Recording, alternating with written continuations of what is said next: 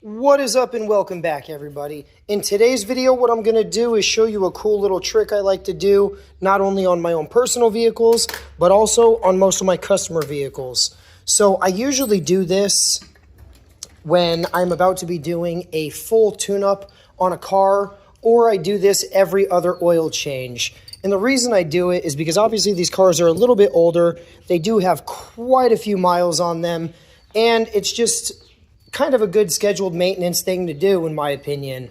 I've done this literally for as long as I can remember, and the stuff that I like to use is, bam, this stuff right here. If you guys know what seafoam is, then you guys know what's up.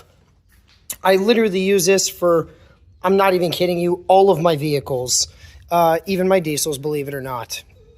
Now, I'll go ahead and show you guys a step-by-step guide on exactly how I do this to make it as easy as possible for you. And considering the fact I am all by myself today, I'm going to show you guys how to do it by yourself, as well as obviously if you have somebody to help you. It does make your job a little bit easier, if I'm being 100% honest, because you don't have to do the extra step of removing the airbox. So let's go ahead and bring our tools and stuff over here and get started. You'll never have the sacred stone. Oh, this you crazy mother.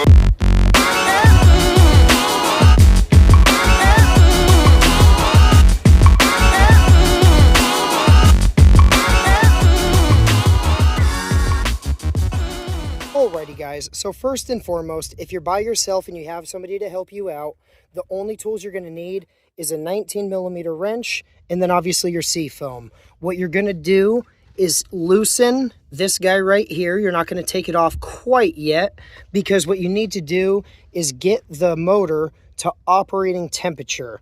It'll probably take about 20 to 30 minutes before you're going to be able to do the job, but get the motor running. And then right after that, you're going to go ahead and pour your seafoam right inside of that little guy right there. You're not going to need a funnel or anything like that, because obviously the suction will pour the fluid right in. Just wait for it. The video's coming up. Obviously, if you're like me, you have no friends, you have nobody to help you, you're all alone, you are going to need a few extra tools. The tools you're going to need is a 10mm, an extension, and then obviously a ratchet, because we have to take off our airbox, because we're going to have to feather the throttle ourselves. So let me go ahead and show you guys how to do that really quick. So to start with, you obviously need to take off this 10mm bolt right here, which I already have loose. You're going to need to take off this 10mm bolt right here, which I already have loose. And then you do not need to remove this bolt, but you do need to loosen the bolt, okay? The third one right there. And then you're going to go ahead and pull the airbox right off.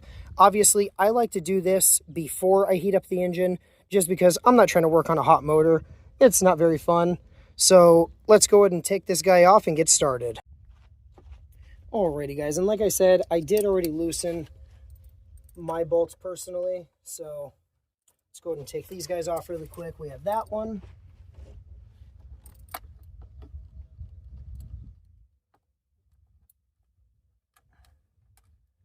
Then we have this one.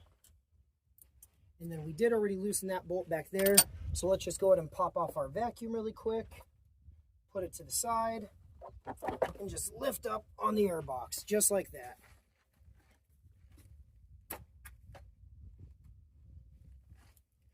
Alright guys, now that we have that part out of the way, what we're going to do before we start the car is we're going to loosen this guy right here, okay?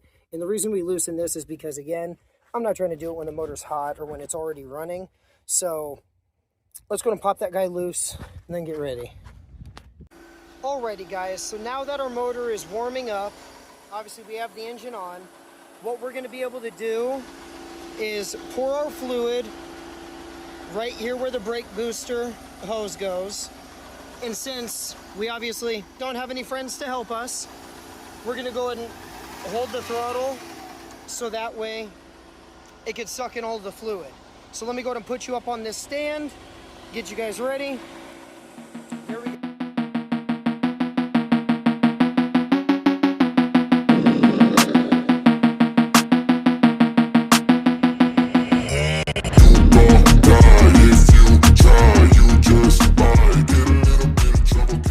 Alright right, guys, so as you guys saw, I went ahead and poured about 3/4 of that bottle inside of the intake. We went ahead and tightened this guy back up. Now that it's tightened back up, we're going to go ahead and let the motor sit for about 10 to 15 minutes. The car was running after we poured that in for about a minute or two. And then what you're going to do is just let it all kind of sit in there, okay? Because when we start this sucker back up in about 15 minutes, we should basically be having a smoke show. It should be looking like a chimney. It should be looking like a smoke machine is coming out of the back of this motor. So let's go ahead and let it just sit for a minute and then start it back up and see what happens.